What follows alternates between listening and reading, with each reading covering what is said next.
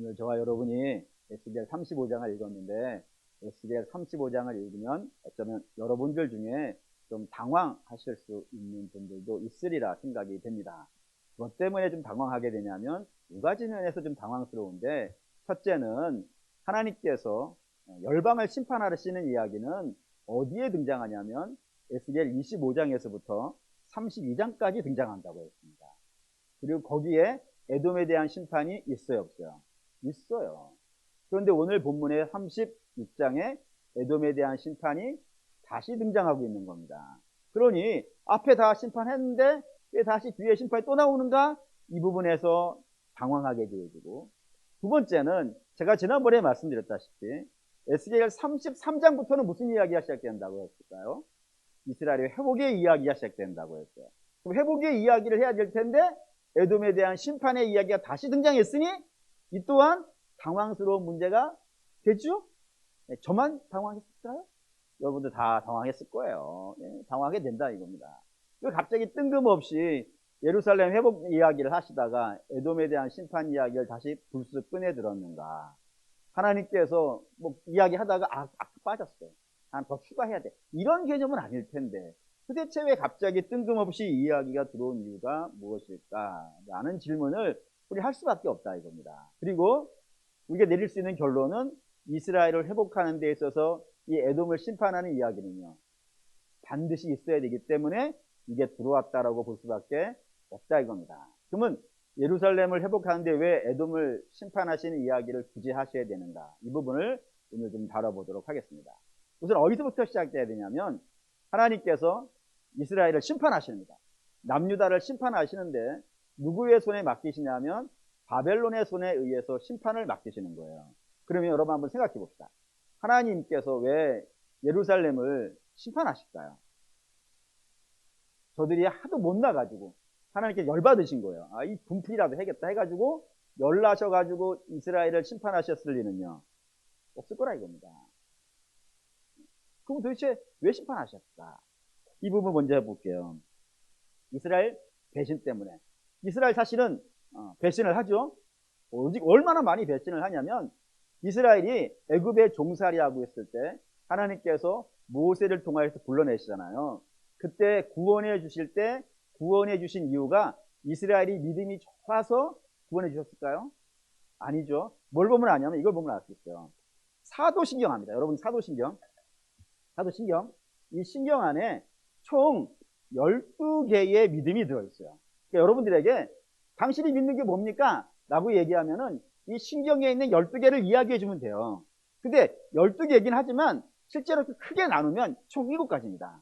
총 7가지. 성부, 그 다음에 성자, 다음에 성령, 그 다음에 교회, 그 다음에 죄, 그리고 부활, 심판, 영생.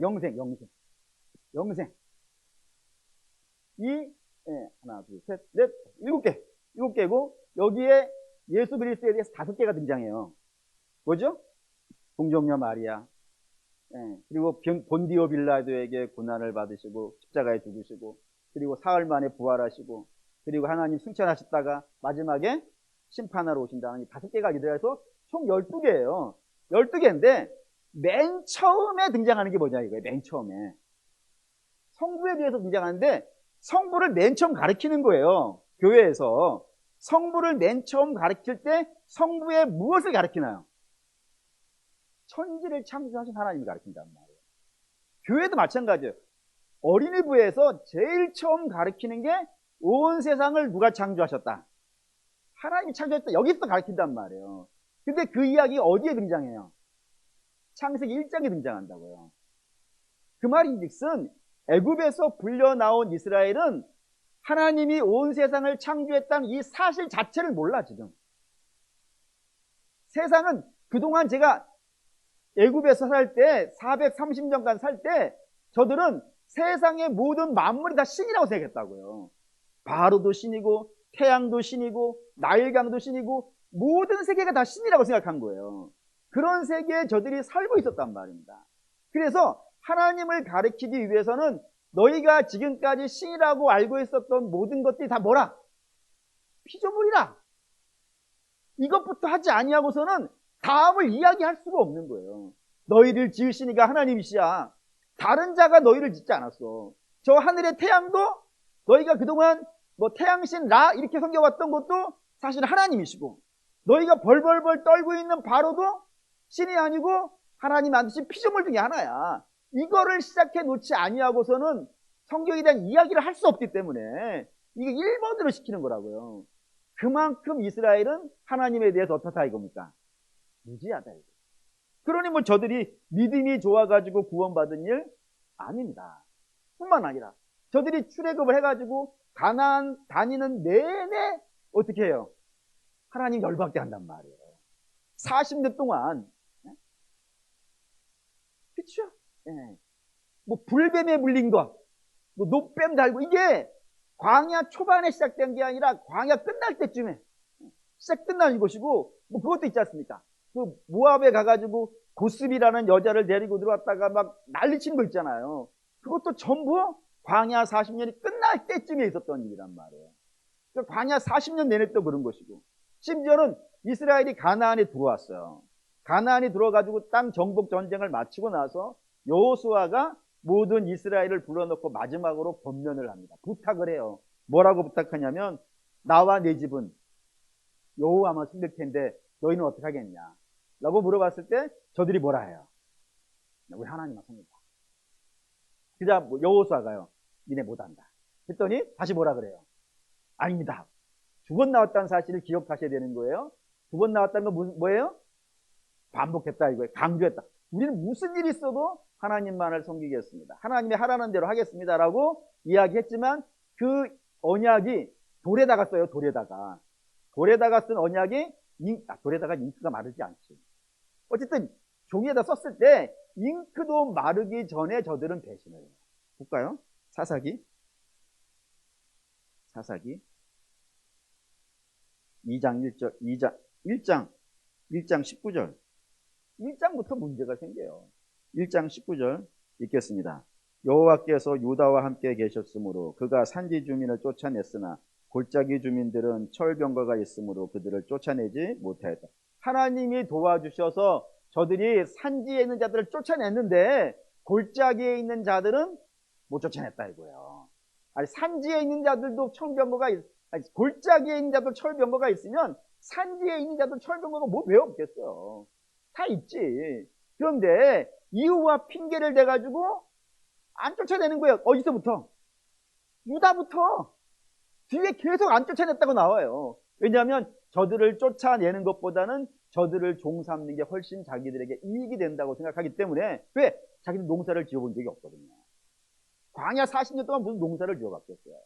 농사 어떻게 짓는지 모르니까, 뭐 우리가 이거 방법이 있나? 우리 할 수 없으니까 저 이때까지 농사 짓던 사람들을 우리가 노예 삼으면은 얼마든지 우리가 편하게 지을 수 있지 않겠는가? 뭘 다 죽여. 그냥 적당하게 뭐 해놓지. 이거 뭐 사울도 그런 거 아니에요. 사울도 다 왜 죽여? 좋은 건 좀 남기지. 이런 마음이 있다니까요. 저는 빼고. 다 이거예요. 뿐만 아니라 사사기 2장 10절. 이게 심각해요 이게 지금. 2장 10절 읽겠습니다. 그 세대의 사람도 다 그 조상들에게 돌아갔고 그 후에 일어난 다른 세대는 여호와를 알지 못하며 여호와께서 이스라엘을 위하여 행하신 일도 알지 못하더라. 이게 사사기 멀리가 등장하는 게 아니라 몇 장이 나온다고요? 2장이라고. 2장에 벌써 하나님 모른다고 등장한단 말이에요. 그리고 마지막 장 가볼까요? 마지막 장 21장 맨 마지막 25절에 사사기 결론을 이렇게 내려요. 하나님 말씀 안 따랐고 바로 하나님 모른다 그러고, 마지막에 가서 25절 읽겠습니다. 그때에 이스라엘의 왕이 없으므로 사람이 각기 자기의 소견에 옳은 대로 행하니라. 이사야 53장 6절을 혹시 기억하실까요? 우리는 다 양 같아서 그릇 행하여 각기 제 길로 간다. 이게 죄라고요. 이 백성들이 죄 짓고 사는 걸 당연히 여기는 거예요. 그게 사사기 이야기. 그래서 우리가 사사기 뭐라고 불렀죠? 암흑기라고 불렀다 이거예요. 지 마음대로 산다 이거예요. 이게 땅 정착기. 그러니까 여호수아는 땅 정복기라면 사사기는 땅 정착기예요. 땅 정착하는 내내 이들은 하나님을 어떻게 했다고요? 속상하게 했다. 속상하게 했어요. 뿐만 아니라 그 뒤에 가면 뭐 왕조 심각하잖아요. 그 다음 사사기 넘어가면서 나오는 책이 뭐예요? 룻기. 룻기 시작 뭐예요? 사사들이 치리하던 때에 땅에 흉년이 들었는데 어떻게 하더라고요? 떠나는 사람도 있더라고요. 아니 흉년이 들었다고 왜 떠나? 흉년이 들었으면 어려운 문제가 생겼으면 어떻게 해요, 여러분? 여러분들은 인생에 어려운 문제가 생기면 어떻게 하십니까? 믿음을 떠나십니까? 더 기도하잖아요? 그게 당연한 거예요. 근데 그 가나안 땅을 버리는 사람들이 있다. 그게 룻기예요. 뿐만 아니라 그 다음에 뭐 나와요? 사무엘상 시작이 뭐예요? 엘리. 에? 하나님의 이상이 보이지 않는 시대. 그래서 홈리와 비느하스 난리치는 시대. 그래서 실로에 있었던 모세가 지었던 시내산 밑에서 지었던 성막이 가나안에 들어와서 실로에 서요. 실로에 세우는데 그 실로가 불타요. 뿐만 아니라 법궤는요 빼앗기는 거예요. 그게 이스라엘 역사의 지금 내내. 그 뒤에 왕조 사울 엉망이잖아요. 다윗 때 조금 좋아졌다가, 그리고 다윗도 사실 여러 가지 문제가 심각한 사람 아니겠습니까? 어쩌면 다윗이 이스라엘 한 39명 왕 중에서 제일 나쁜 사람일 수도 있겠다는 그런 생각이 가끔 들어요. 왜냐하면 남의 부인을 빼앗고 남편을 죽이고 이런 예가 없잖아요. 다른 왕족에서는. 다윗이 낫겠죠. 근데 그래도 다윗이 낫죠. 그래도 다윗이 나아요. 그 다음에 솔로몬. 솔로몬을 사자성어로 뭐라 그래요? 솔로몬 이렇게 하는 게 아니고 솔로몬을 사자성어로 뭐라 그러냐면 용두산이라 그래요. 시작할 때는 겁나 멋있게 시작했다가 마지막은요 대판친 사람. 그래서 솔로몬이라는 이름을 쓰는 나라들, 솔로몬이라는 이름을 많이 쓰는 나라들 어느 나라인지 아세요? 혹시? 믿음의 세계에서 솔로몬 잘 안 써요. 누가 많이 쓰냐면 이슬람에서 많이 써요. 이슬람에서는 왕의 이름 슐레이만. 이슬람에 슐레이만 나오면 저보다 솔로몬이에요. 이슬람에서 쓰는 이름이에요. 오직 답답하면 이렇게 이름이 거기까지 있겠어요. 그 뒤에 왕들은요 제가 심각하죠. 제가 아사왕 좋아한다 하지만 아사왕도 말년에 교만해가지고 발에 병나고, 또 여호사밧은 아합하고 결혼해가지고 그 유다 집안 다 난리를 쳐놓고, 우시아는 교만해서 나병에 걸리고요. 히스기야는 너 하나님이 너 여기 있는 거 다 옮겨버릴 거야. 그 얘기 들었던 게 히스기야고요. 요시아는 그나마 요시아가 제일 낫네요. 요시아는 하나님이 저를 불쌍히 여기서 빨리 죽이신다고. 그게 나야. 그 정도의 이스라엘이라고요. 그러니 하나님이 이 유다를 보고 열내실만 하죠.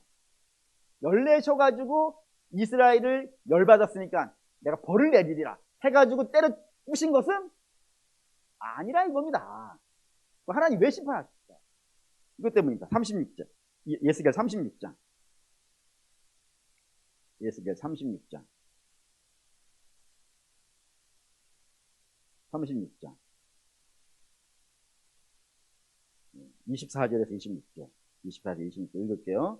내가 너희를 여러 나라 가운데에서 여러 민족에 모아들이고 고국 땅에 들어가서 맑은 물을 너희에게 뿌려서 너희로 정결하게 하되 곧 너희 모든 더러운 데서와 모든 우상 숭배에서 너희를 정결하게 할 것이며 또 새 영을 너희 속에 두며 새 마음을 너희에게 주되 너희 육신에서 굳은 마음을 제거하고 부드러운 마음을 줄 것이며 또 내 영을 내 속에 두어 너희로 내 율례를 행하게 하리니 너희가 내 규례를 지켜 행할지니라. 하나님께서 왜 이들을 심판하셨냐면은 저들을 정결하게 하기 위해서. 정결하게 한 다음에 그들 속에다가 뭘 부으시려고요? 하나님의 영을 부어서 온전한 믿음의 사람 고쳐내려고 심판했다 이겁니다. 이렇게 얘기하니까 사람들이 아마 물었던 것 같아요. 정말요? 하나님 우리를 심판하시는 것이 우리가 미워서 우리에게 분나서 심판하신 것이 아니라 정말 우리를 사랑하셔서 우리를 고쳐내시기 위해서 심판하신 거 맞아요? 라고 물어볼 수 있잖아요. 그래서 그걸 증명하기 위해서 하나님이 35장을 쓰게 한 거라 이겁니다. 왜냐하면은 35장에는 뭐가 등장하냐면 이것 때문에 그래요. 35장 5절을 읽어볼까요? 35장, 에스겔 35장 5절 읽겠습니다. 내가 옛날부터 한을 품고 이스라엘 족속의 환난 때 곧 죄악의 모든 때에 칼의 위력에 그들을 넘겼도다. 에돔 족속이에요. 에돔 족속은 어디냐면 에서의 후손들이에요. 에서의 후손들을 하나님께서 심판하시는데 저들을 왜 심판한다고요? 저들이 오랫동안 품어온 원한이 있다 합니다. 그 원한을 가지고 이스라엘에게 악한 행동을, 여기 세 가지 좀 이따 말씀드리겠지만 그 원한 때문에 세 가지 행동을 했다고 되어 있어요. 그러니 하나님, 야 너희 왜 원한을 품어? 이미 다 옛날 얘기잖아. 옛날 거 왜 그 가슴에 품고 그거를 토해내? 그러면서 그들을 심판하셨다고요. 그 말인 즉슨 하나님은 원망을 품고 이스라엘 향할 원망을 품고 혼을 내시는 중이라면 이런 말 할 수 있겠어요? 없겠어요? 없잖아요. 아니 당신은 막 화가 나가지고 이스라엘 막 패면서 이스라엘에게서 원망하고 있는 사람들을 보고서 너희는 왜 원망해? 이렇게 얘기 웃기잖아요. 그러니까 이스라엘 향해서 오랜 원한을 품고 막 괴롭히는 자들을 향해서 야 그거 이제 풀었어야 되는데 그거 왜 아직도 그러고 있어? 너희 나빠! 이렇게 얘기하는 건 당신은 어떻다는 거예요? 이스라엘 향할 원망을 품고 있지 않다는 얘기예요. 그럼 그 원망 얘기를 좀 해봅시다. 이 에서 족속은 이스라엘 오랫동안 원한을 품었다고 했어요. 그 원한의 원인이 어디 있을까요? 원한의 원인은 야곱이 형의 장자권을 빼앗아 갔다 이거예요. 그것이 원한이 됐다고요. 근데 여러분 이거는 좀 잘못된 생각입니다. 야곱이 빼앗아 간 그런 형태가 되긴 했지만 원래부터 하나님이 누구에게 장자권을 주시기로 하신 거예요? 야곱에게 주시기로 하신 거예요. 하나님의 주권의 문제예요. 하나님이 높이시는 자는 높아져요. 반면 하나님이 낮추시는 자는요 낮아져야 돼요. 그 때문에 하나님이 높이신 자는 교만하면 안 돼요. 왜죠? 내가 능력이 있어서 높아졌다 그러면 교만할 수 있어요. 근데 하나님이 나를 높이신 거 아니겠습니까? 그럼 교만할 수가 없죠. 반면에 하나님이 나를 낮추실 수도 있다고요. 낮추실 때 실망하면 돼요, 안 돼요? 안 되는 거예요. 낮추시니까 하나님이시기 때문에 그에 대해서 실망하지 않고 겸손하게 받아들여야 된다 이겁니다. 그러면 그게 복이 돼요. 예를 들어서 볼게요. 예를 들어서 에브라임 있고 에브라임의 형이 므낫세예요. 근데 이게 형이고 이게 동생이란 말이에요. 그러면 이게 형이 예서 같으면 얘가 열을 내야 되잖아요. 근데 하나님이 에브라임을 장자로 삼으셨는데 므낫세가 열을 안 내요. 그냥 받아들여요. 근데 그 결과라면 뭡시다. 그 결과는 이 에브라임 족속에서 여호수아가 나와요. 세죠? 그리고 그 뒤에 여로보암이라는 왕족이 여기서 열려요. 이게 장자 집하기 때문에 그래요. 그런데 그러면 므낫세는 차자가 됐으니까 손해를 봤을까요? 아니라 이거예요. 뭘 보면 아니냐면은 이 므낫세 지파는 에브라임 땅이 두 개야. 요단강을 중심으로 이쪽에 땅이 하나가 있고 이쪽 땅이 하나가 있어요. 이 두 땅을 합치면 에브라임이 가진 땅보다 두 배가 높아요. 더 커요. 뿐만 아니라 사사가 몇 명이죠? 12명이에요. 12명이니까 각 지파별 하나씩 나왔겠죠? 아닙니다. 에브라임 므낫세 지파에서 3명이 나와요. 여로보암, 에브라임 2명 나와요. 유다 지파 2명 나와요. 얘만 3명이에요. 얘네가 7명을 해먹은 거예요. 그러니 손해본 게 아니라 이거예요. 하나님이 낮추신 거를 받아들이면 하나님은 다른 걸로 채워주신단 말이에요. 더 가볼까요? 모세와 아론이 있어요. 누가 형이에요? 아론이 형이에요. 근데 아론 당시에는 하나님이 누구를 높이셨어요? 모세를 높이시고 아론은 모세의 이불을 썼어요. 모세가 말 못한다 그러니까 야 형 이 에서란다. 아론 있잖아. 그러니까 아론은 모세의 입이에요. 그냥 입 대변인이에요. 낮추신 거란 말이에요. 모세를 높이시고. 그리고 실제로 모세는 하나님의 성소에 자기 마음대로 들어가요. 아무 때나. 뭐 대단한 특권입니다. 아론은요 1년에 하루만 들어가요. 국제일 하루만 들어가는 거예요. 그래 얼마나 속이 상할 만하겠죠? 내가 형인데. 근데 더 길게 놓고 본다 그러면은 모세의 후손 중에 혹시 아는 사람이 있습니까? 아무도 몰라요. 왜냐하면 모세만 모세예요. 모세의 아들들은요 전부 레위인이에요. 그냥 찬양하고, 찬양 굉장히 중요하지만, 찬양하는 무리 속에 들어있고, 문지기의 무리 속에 들어있고, 그런 식으로 유명하지 않아요. 반면에 아론의 후손들은요, 전부 제사장에다가, 그 중에 장자들은 전부 대제사장이에요. 유명한 사람들 허벌나게 나와요. 비느하스, 사독, 어마어마한 사람들이 막 등장해요. 누가 손해예요? 하나님은 누구도 손해시키지 않아요. 바울과 바나바가 그렇죠. 바울이 장이고 바나바가 서브예요. 우리는 그렇게 알고 있어요. 그런데 바나바의 이름의 뜻이 뭐예요? 존귀한 자예요. 바울은 작은 자예요. 이미 느낌이 확 오지 않습니까?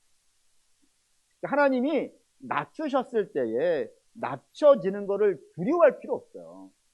하나님이 낮추실 때는 하나님의 뜻이 있는 것이고 하나님의 계획이 있는 거예요. 그걸 그냥 그대로 순종하고 믿음으로 가는 거예요. 높아진 사람은 교만하면 안 될 것이고 낮아진 사람은 실망할 필요 없어요. 그냥 주가 부르신 대로예요. 부르신 대로. 주가 예를 들어 왕으로 부르셨으면 왕으로서의 사명이 있어서 왕하는 거예요. 그냥 잘나서 하는 게 아니고, 백성을 시키면은 못나서 백성을 시키는 게 아니고 백성의 역할을 하는 거예요. 하나님이 남신도를 세우셨어요.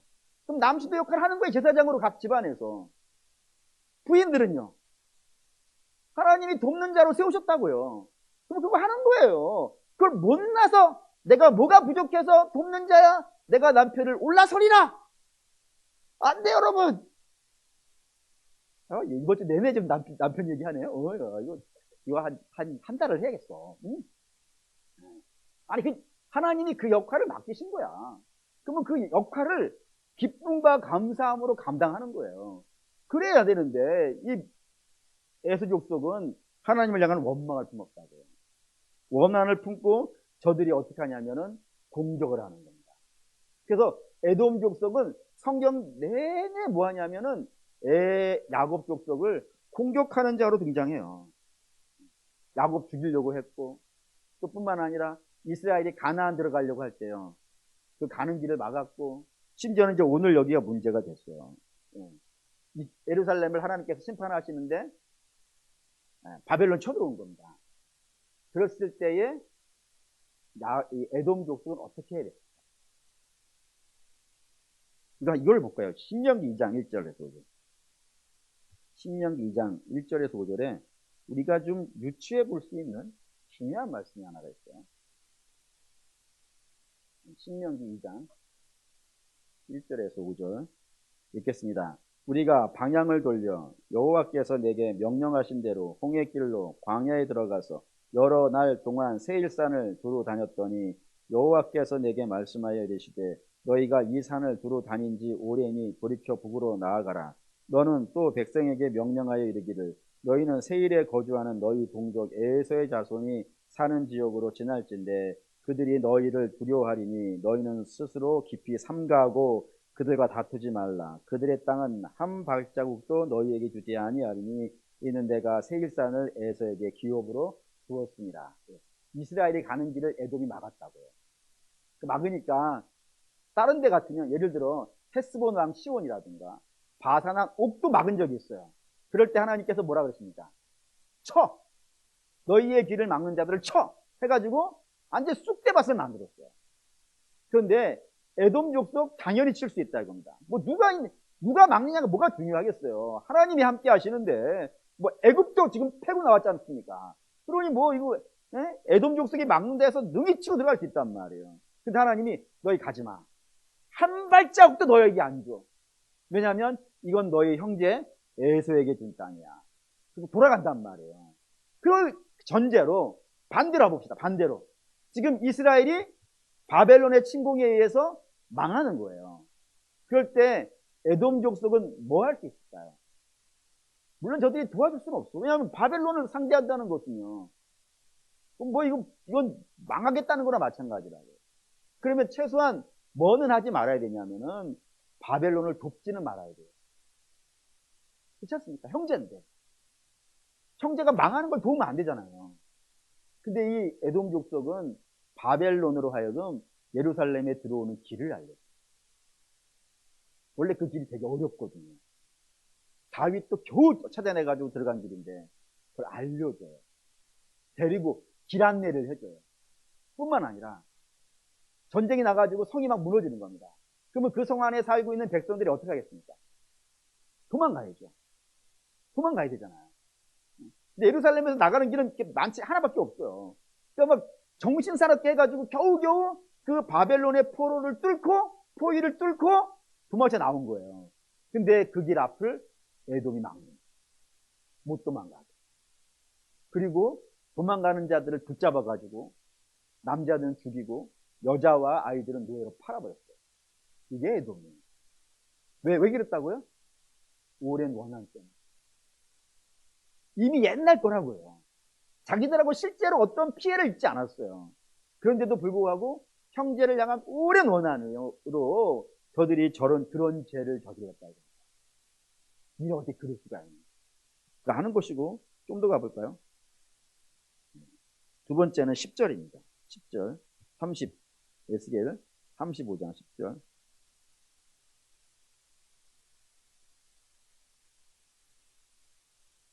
35장 10절 읽겠습니다. 내가 말하기를 이 두 민족과 두 땅을 다 내 것이며 내 기업이 되리라 하였도다. 그러나 여호와께서 거기에 계셨느니라. 여기에 이제 두 민족과 두 땅은 어딜까요? 북이스라엘과 남유다예요. 그 두 땅을 자기 땅이라고 한다고. 우리가 여기에 다 우리 거라고. 다 쫓아놨으니까 하나님은 이스라엘에게 에돔 땅 한 발짝도 너희에게 주지 않는다고 했는데, 에돔 족속은 오랜 원한으로 말미암아서 이스라엘을 다 팔아버리고 그 땅을 내 땅이다 라고 한다고요. 뿐만 아니라 하나 더 볼까요? 13절 읽겠습니다. 너희가 나를 대적하여 입으로 자랑하며 나를 대적하여 여러 가지로 말한 것을 내가 들었노라. 하나님을 저주했다 이거예요. 어떤 내용인지를 성경이 안 써놔가지고 정확하게 어떻게 하나님을 이 에돔 족속이 저주를 했는지는 잘 모르겠는데, 알려진 전설에 의하면은 이 에돔 족속이 이스라엘을 다 멸망시키고 그리고 이스라엘 다 팔아서 외국에 넘겨버린 다음에 외쳤단 말이 있어요. 그게 뭐냐면은 하나님은 바벨론의 신 마르둑보다 약하다. 약하니까 자기 백성 하나 지키지 못하였고, 그리고 결국에는 이렇게 다 팔아버렸다 라고 하면서 조롱했다는 기록이 남아있어요. 그렇게 한 것 같아요. 이게 다 뭐 때문에 그랬다고요? 오랜 원한. 그 오랜 원한이 뼈에 사무친 게 아니라 그 옛날에 자기들하고는 뭐 거의 뭐 말도 안 되죠. 출애굽이 BC 1500년쯤에 일어났습니다. 지금 이게 AD 한 500년이거든요. 586년, 500년, 2000년. 그리고 그 앞에 야곱이니까 약 6000년 전에 일어났던 일을 가지고 원한을 풀었다 이거예요. 그걸 하나님께서 뭐라 그러십니까? 그렇게 원한을 푼다 그러면은 하나님이 제일 원한이 쌓일 것 아니겠습니까? 하나님 그 원한이 없는 거예요. 그러니까 하나님이 저 옛날 원한 갖고 너희를 공격한 저들을 심판하시면서, 하나님이 심판하시는 것은 이런 옛날 원한 때문에 그러는 게 아니라 이겁니다. 내가 너희를 책망하는 것은 너희가 잘못된 길을 가고 있어요. 잘못된 길을 가게 되어 지금 너희가 망하기 때문에 그거를 깨닫게 해가지고 회개하고 돌아오게 하려고 너희를 잠시 잠깐 연단해 두는 거야 라는 겁니다. 이거를 지금 에스겔이 누구한테 얘기하고 있는 거예요? 바벨론의 포로로 와 있는 자들에게 얘기하는 거예요. 너희가 여기 온 건 하나님이 에돔이 우리를 미워해서 막 이런 일을 저지르는 것 같은 그런 게 아니야. 하나님 우리를 여기에 보내신 것은 우리가 그동안 지은 죄에 대한 회개하라고 시간을 주신 것이고 기회를 주신 것이고 그리고 회복시키시려고 여기에 보낸 것이니까, 하나님에 대한 원망의 생각은요 갖지 마.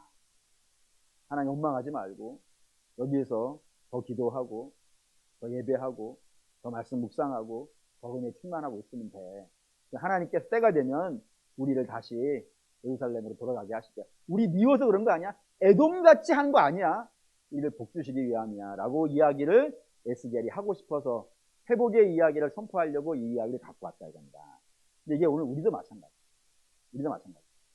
때로 우리가 힘들 때가 있죠. 그게 우리가 잘못해서 힘들 때도 있고 또 우리가 잘못한 것과 관계없이도 얼마든지 이 땅에서 힘들 수 있어요. 그런데 우리가 그 하나님이 우리를 잠시 잠깐 힘들게 두시는 이유를 우리는 다 이해하지는 못합니다. 아마 하나님 나라에 가서 하나님께 직접 물어봐야 알 수 있을 만큼의 일들도 우리에게 있어요. 그런데 우리는 최소한 하나님을 믿는 사람들 아니겠습니까? 그리고 하나님 어떤 분이세요? 우리가 이번 주에 설교할 내용이지만 본문이 이거예요. 자기 아들을 아끼지 아니하시고 우리 모두를 위하여 내어주신 이가예요. 우리를 그렇게 사랑하시는 분인데 그런 분이 우리를 잠시 잠깐 연단해 주셨을 때는 아마 우리가 다 이해하지는 못하고 있지만 분명히 이 안에도 하나님의 뜻이 있을 거예요. 그게 나를 고치는 것일 수도 있고요. 나로 말미암아 내 주변에 있는 사람들을 고치기 위함일 수도 있어요. 분명한 것은 이 시간이 지나고 나면요. 반드시 우리는 복되게 되어질 거라 됩니다. 왜? 하나님은 우리를 복 주시기 위해서 부르신 것이지 벌 주기 위해 부르신 거 아니고 만약에 벌 주시기로 위해서 부르셨다면 우리보다 더 벌을 받을 사람이 누가 있겠어요. 근데 그런 개념이 아니라요. 하나님 반드시 우리의 복 주시려고 부르신 거니까 너희들 실망하지 말고 그 맡겨진 상황 속에서 다른 사람하고 비교하지도 말고 저 사람은 이런데 왜 나는 이런가 이러지도 말고 그가 주신 환경 속에서 믿음으로 감사하며 인내하고 견뎌내고 승리하고 더 가까워지고 사실 힘들 때 더 기도가 되잖아요. 그렇지 않습니까? 뭐 배부르고 뒷다시면 놀러 가지. 놀러 가지 잘 기도 안 되잖아요. 하지만 좀 어렵고 나 만나주는 사람도 없고 홀로 있게 되어지고 그래서 어느 책에 이런 거 있더라고요. 인생의 광야를 주시는 이유가 하나님만 의지하게 하기. 그렇죠? 바로 밑에 살던 자들을 광야로 끄집어내신 것은 하나님만 의지하기 위해. 누구에게나 그 광야의 시간이 있는 겁니다. 그 광야의 시간을 믿음으로 잘 감내하시고 인내하시면은 반드시 하나님께서 복된 역사를 주실 수 있습니다. 그런 역사를 소망하시면서 지금 기쁘신 곳에 있으신 분들은 더 겸손하게, 어려운 곳에 있는 분들은 주께 소망을 두고 믿음으로 사시는 저와 여러분 되시기를 주의 이름으로 소원합니다. 아멘. 결단하시죠. 나의 주 나의 하나님 이 찬양 드시면서 이 찬양 골라온 이유는 이것 때문입니다. 태형을 하나님 형상대로 날 지으사 태형을 부어주어 여러분들의 주어진 환경 속에서 기도하시면서 하나님 형상대로 빚어주기를 소망하는 마음으로 찬양드리십시오.